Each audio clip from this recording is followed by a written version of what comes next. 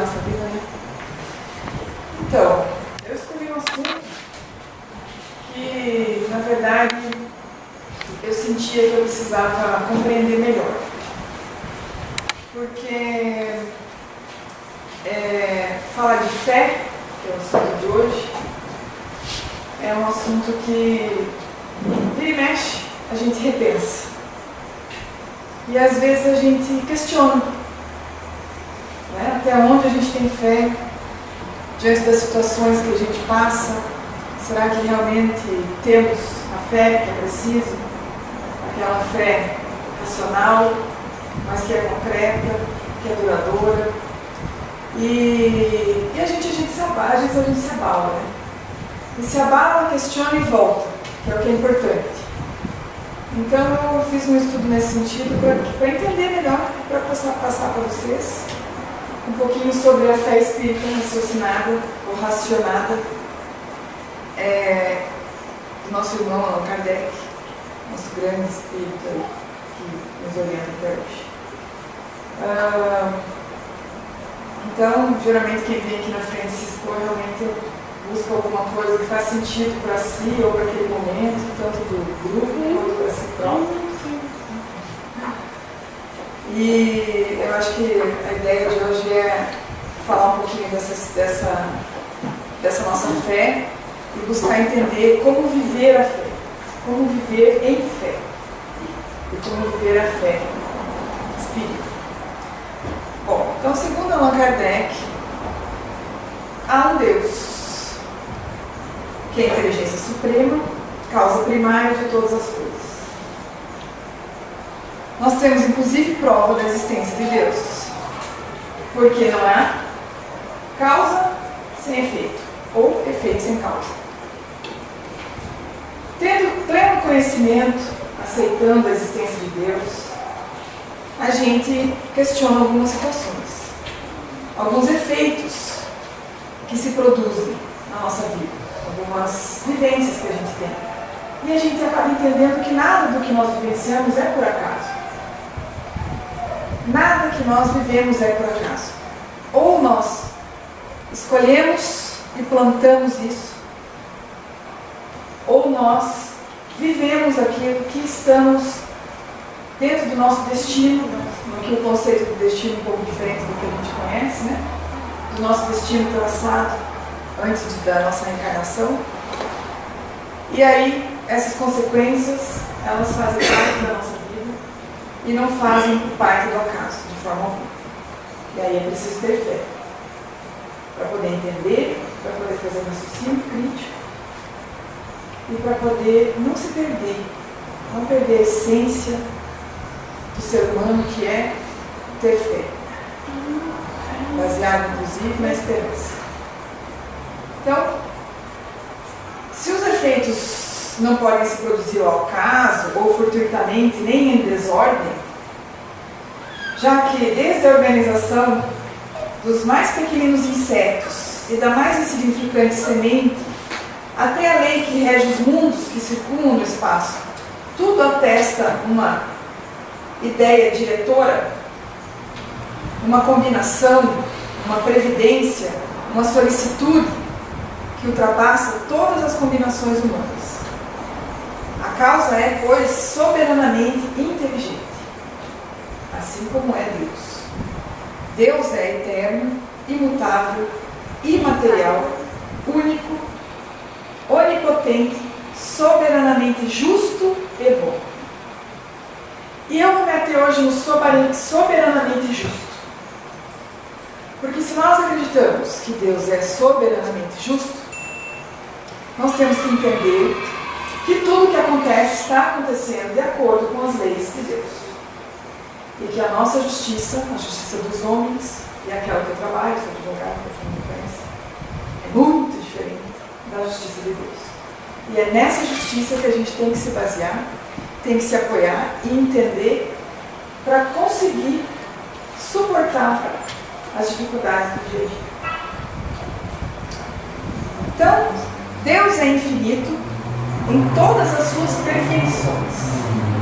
Se a gente admitir que certa situação que a gente vê ou que a gente passa não é justa, não é justo comigo que eu estou passando, ou não é justo com aquela criança, ou não é justo com aquela família, nós estamos entendendo também que Deus não é justo. E Deus é perfeito, Ele não tem essa imperfeição. Então nós precisamos fazer esse raciocínio. Se Deus é soberanamente justo e bom, tudo o que nós passamos ou vemos, não podemos considerar injustiça. Certo? Leon Denis fala o seguinte: a fé é a confiança da criatura em seus destinos. É o sentimento que a eleva à infinita potestade futura. É a certeza de estar no caminho que vai ter a verdade. Ninguém adquire essa fé sem ter passado pelas tribulações da dúvida, sem ter padecido as angústias que embaraçam os caminhos. Muitos param em esmorecida indecisão e flutuam longo tempo entre as opostas correntezas. Feliz quem crê, sabe, vê e caminha firme o tempo todo. A fé, então, é profunda, inabalável e habita a superação dos maiores. Então, foi nesse sentido que se disse que a fé transporta montanhas. Não é uma montanha que vai vir de lá para cá, né? É o sentido figurado bíblico. A fé transporta montanhas, a fé transporta os problemas, transporta as dificuldades. É só com fé que a gente vence as nossas dificuldades. Geralmente se considera a fé como mera crença em certos dogmas religiosos aceitos sem exame. Mas a verdadeira fé está na convicção que nos anima e nos arrebata para os ideais elevados. Como viver com fé? Ter convicção na fé. Ter certeza da fé. A fé cega religiosa, que anula a razão e se submete ao juízo dos outros, que aceita um corpo de doutrina verdadeiro ou falso e que dele se toma totalmente de forma cativa, sem raciocínio. Na sua impaciência e nos excessos, a fé cega recorre facilmente à subjugação, conduzindo ao fanatismo. Ainda sob esse aspecto, é a fé um poderoso incentivo, pois tem ensinado os homens a se humilharem e a sofrerem. E com o sofrimento e com a humilhação vem o aprendizado. De qualquer forma, não é a melhor fé a ser vivida. Ora, se a fé cega pode conduzir esses efeitos de evolução, o que se dirá da fé esclarecida pela razão? A que julga, a que discerne, a que compreende. Certos teólogos desprezam a razão, renegam e rebatem. Devemos, por isso, repudiá-la mesmo quando ela nos mostra o bem e o belo? Esses teólogos alegam os erros em que a razão caiu e parecem lamentavelmente esquecer que foi a razão que descobriu esses erros e ajudou-nos a corrigi-los. A razão é uma faculdade superior, destinada a esclarecer-nos sobre todas as coisas. Como todas as outras faculdades do ser humano, desenvolve-se e engrandece pelo exercício. Como viver com fé? Exercitar a fé. Exercitar a razão. Um dos momentos, uma das formas. A razão humana é um reflexo da razão eterna. Querer substituir a razão pela fé e ignorar que ambas são solidárias e inseparáveis, que se consolidam e vivificam uma a outra, é perder a fé. A união de ambas, fé e razão, abre o pensamento a um campo mais vasto, harmoniza as nossas faculdades e traz-nos a paz interna. O homem profundamente firme e convicto em qualquer momento, é imperturbável diante do perigo, do mesmo modo diante das tribulações. É difícil isso, né? Fácil ler aqui, né? Mas é o que a gente tem que buscar. É nos momentos de dificuldade, de tribulações, de perigo, que a gente tem que exercitar a nossa fé inabalável. Superior às lisonjas, às seduções, às ameaças, ao bramir das paixões, a fé ouve uma voz ressoar nas profundezas da sua consciência, instigando-o à luta, encorajando-o nos momentos mais perigosos. Fé traduz-se em coragem. Quem tem fé é corajoso. E coragem é eu acho, na minha opinião, o principal atributo do ser humano espírita. Tem que ter muita coragem.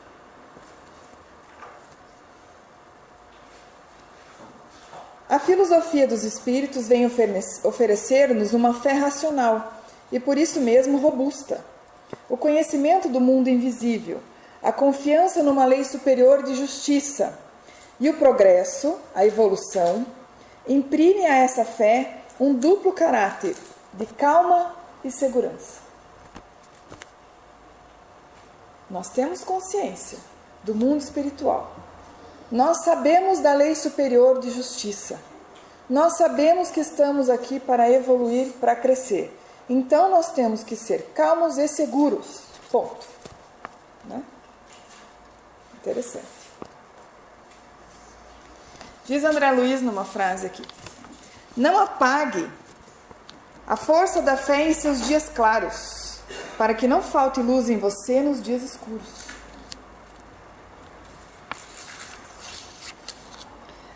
Segundo os espíritos, para ser proveitosa, a fé tem que ser ativa.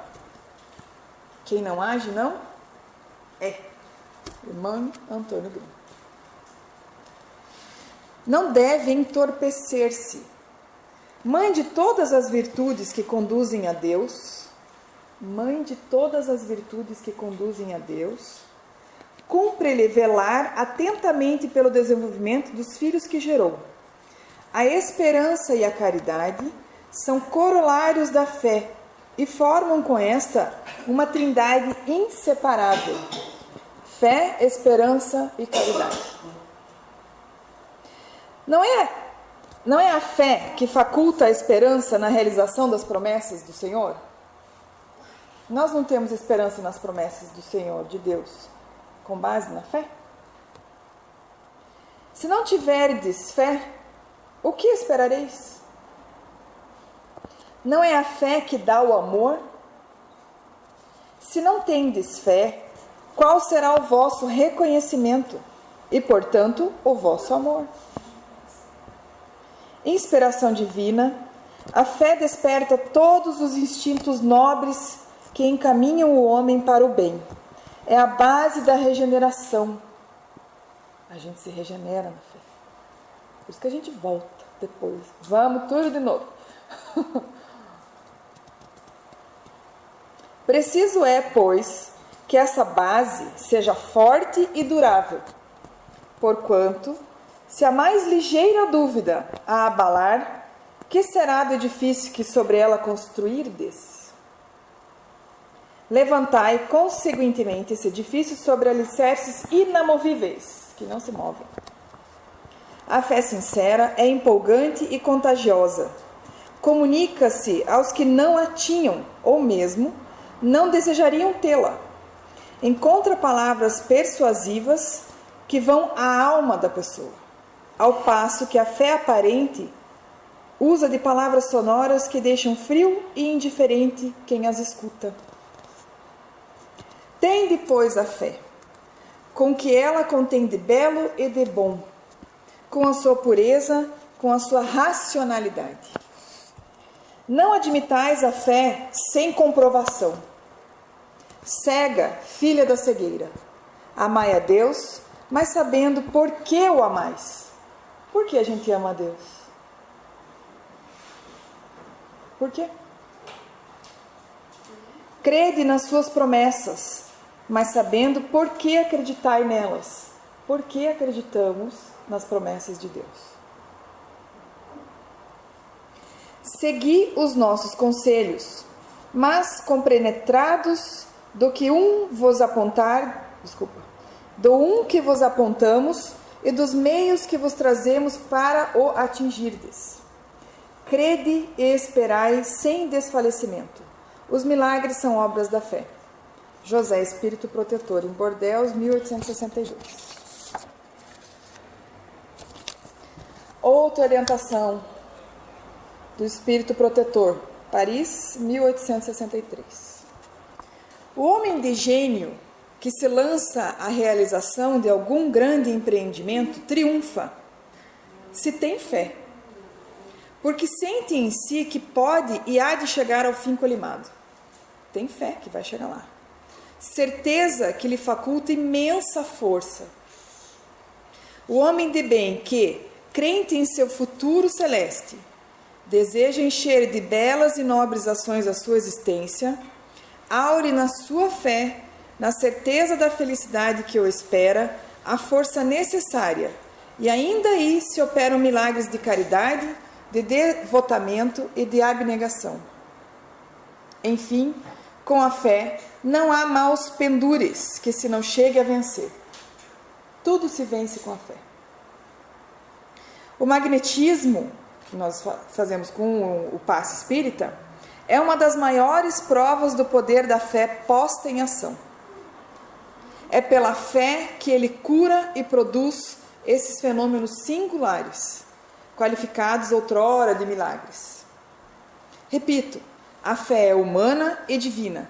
Se todos os encarnados se achassem bem persuadidos da força que em si trazem, e se quisessem pôr a vontade a serviço dessa força, seriam capazes de realizar a que até hoje eles chamaram prodígios, e que, no entanto, não passa de um desenvolvimento das faculdades humanas.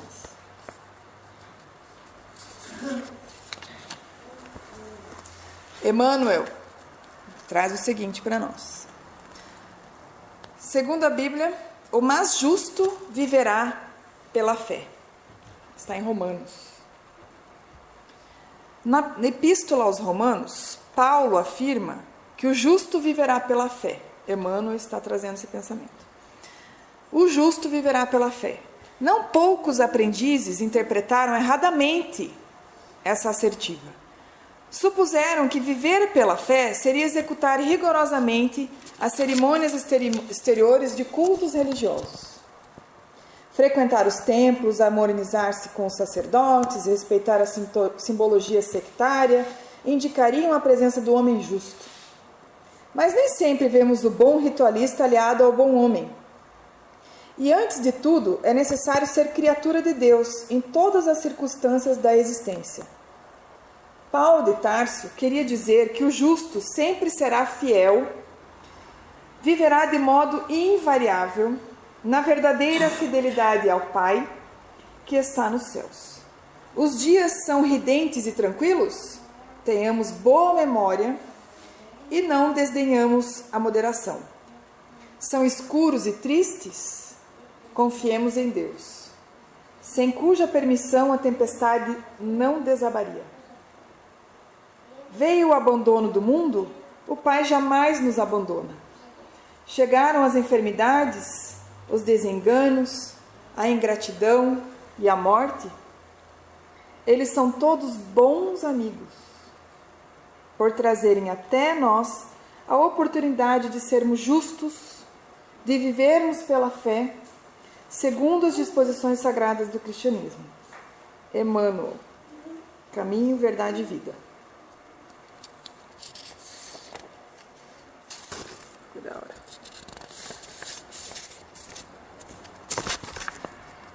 Fé é estar em sintonia com o Criador. Nós encontramos os desafios na vida para fins de depuração moral e espiritual. Não é raro, especialmente quando passamos por intensas provações, muitos são os que afirmam ter perdido a fé em Deus. Se houvesse um Deus de amor, não poderia Ele permitir o sofrimento, sobretudo o sofrimento de um inocente. Contudo, essa incongruência existe entre a justiça divina e o sofrimento de pessoas de bem, é em verdade o fruto de uma visão parcial e equivocada.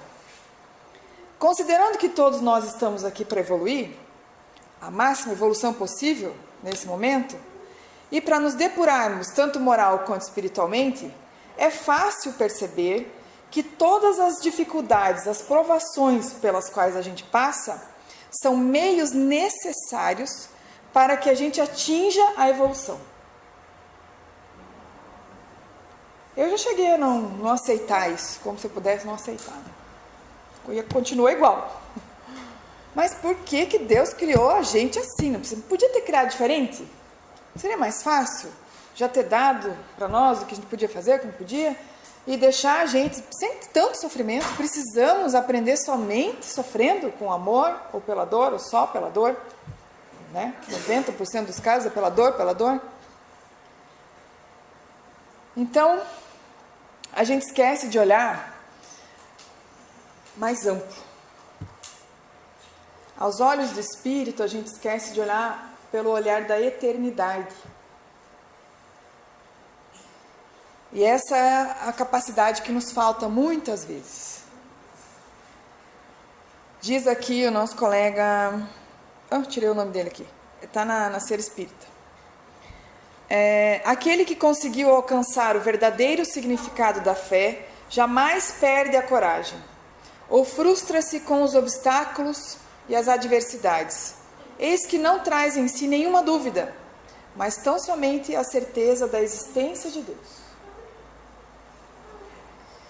E ele pergunta ao final desse texto: não há como se impor a fé a outrem, ou mesmo tentar alcançá-la exclusivamente por meio de abstrações ou ilações demasiado complexas. Essa sintonia com o Criador, deve ser sentida e vivenciada.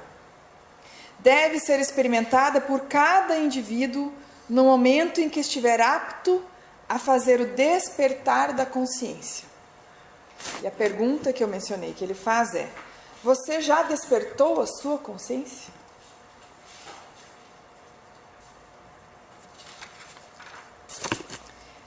Eu trouxe aqui um poema para a gente encerrar, que é muito bacana, diz respeito a esses desafios.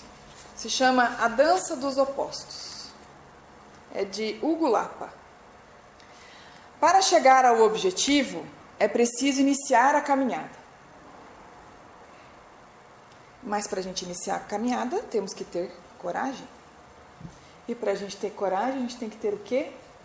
Fé.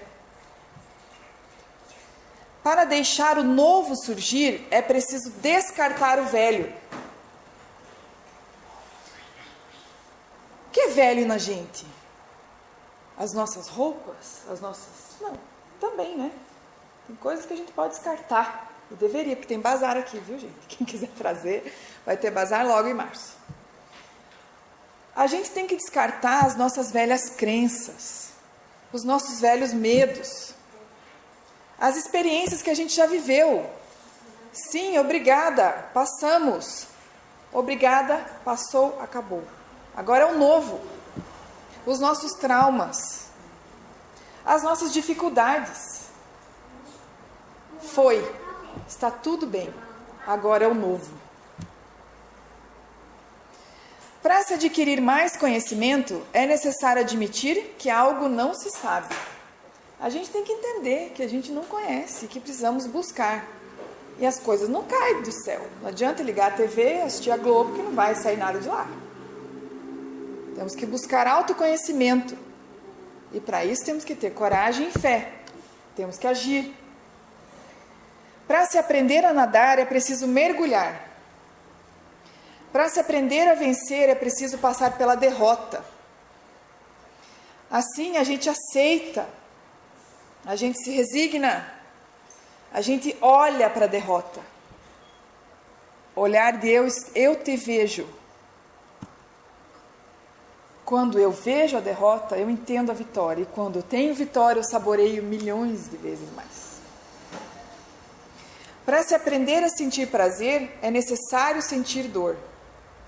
Por que muitas vezes a gente passa por isso?